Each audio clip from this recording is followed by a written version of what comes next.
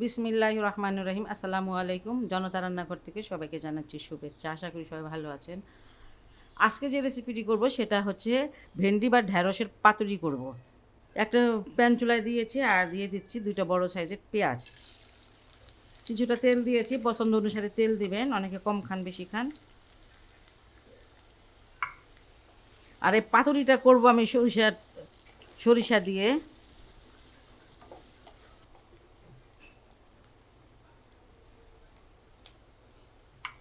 ঢেঁড়সটা কিন্তু বহুতভাবে খাওয়া যায়। আজকে দেখাচ্ছি পাতুরি, এর আগেও আমি দেখিয়েছি অবশ্য।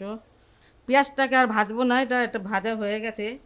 যতটুকু ভাজার, এখানে আমি 1 চামচ দিয়ে দিচ্ছি আদা রসুনের পেস্ট, হলুদের গুঁড়া আধা চামচ, মরিচের গুঁড়াটা 1 চামচ, ধনিয়ার গুঁড়াটাও প্রায় 1 চামচ, অল্প একটু পানি দিচ্ছি।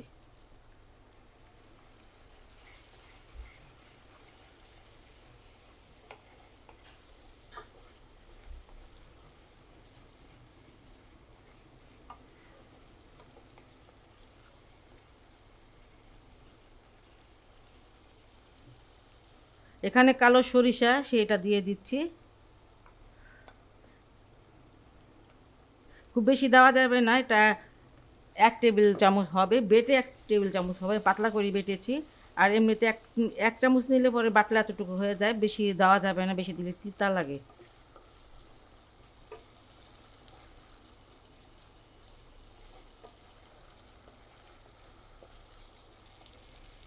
স্বাদ মতো লবণ দিয়ে দিলাম।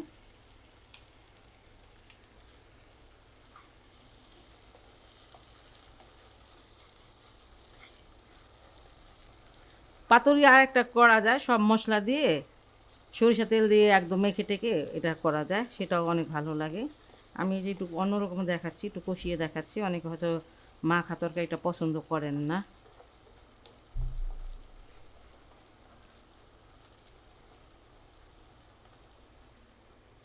এই যে এখানে খুব কচি ধরনের ঢেঁড়স নিতে হবে, আর প্রত্যেকটা ঢেঁড়স যে কেটে নিয়েছি এবং আস্ত নিয়েছি।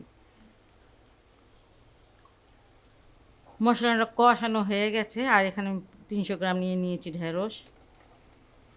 সবগুলো মানে কচি কচি দেখে নিয়েছি।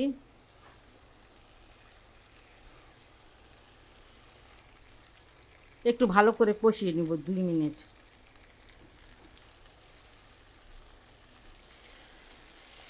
2 মিনিটের কথা বলে প্রায় 4 থেকে 5 মিনিট আমি এটা ভালোভাবে কষিয়ে নিলাম। এই তেল আর মশলা আমি একটু মানে ভাজা ভাজা করে নিলাম।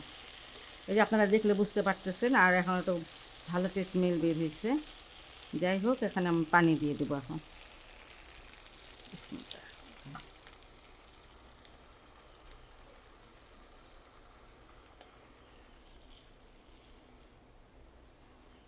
200 গ্রামের মতন পানি দিলাম।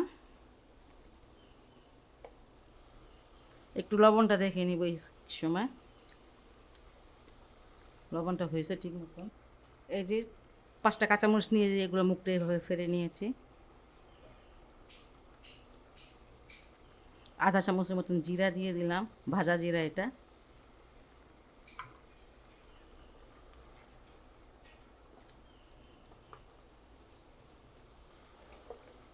বাস, এবার আঁচটা কমিয়ে এটাকে আমি চুলায় রেখে দেবো প্রায় 10 মিনিটের জন্য।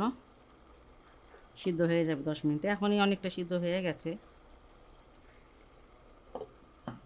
10 মিনিট পর আমি আসলাম, আঁচটা বন্ধ করে দিই। দেখেন মাশাআল্লাহ তরকারিটা কত সুন্দর হয়েছে।